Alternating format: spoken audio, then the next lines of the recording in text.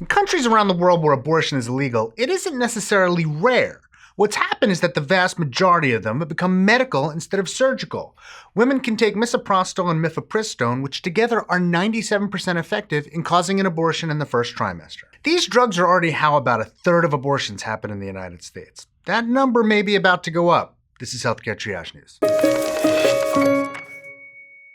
Olga Khazan at The Atlantic has been all over this story, and much of what I'm going to tell you is from her reporting. And you should go read her stuff, especially her big piece on the potential future of abortions in America there. Links in the description below. So an organization known as Women on Web has, for some time, given women with few options a way to get an abortion. They perform online consultations, write and fill prescriptions, and then send the pills to women who live in countries where abortion is otherwise illegal. The service was studied in a BMJ paper published last year, focusing on women in Ireland, where abortion was illegal. Researchers followed up 1,000 women who had used the service and found that about 95% of them had ended their pregnancy without surgical intervention. Less than 1% needed a blood transfusion, and 2.6% later received antibiotics. The conclusion of the paper was that, and I'm quoting, self-sourced medical abortion using online telemedicine can be highly effective, and outcomes compare favorably with in-clinic protocols. Reported rates of adverse events are low. Women are able to self-identify the symptoms of potentially serious complications, and most report seeking medical attention when advised. The news here is that Women on Web's founder, Rebecca Gompertz, has launched a new service called Aid Access. Unlike Women on Web, Aid Access will ship to the United States. Like Women on Web, the new service screens women for their eligibility online. They need to be 9 weeks pregnant or less, and Gompertz fills every woman's prescription.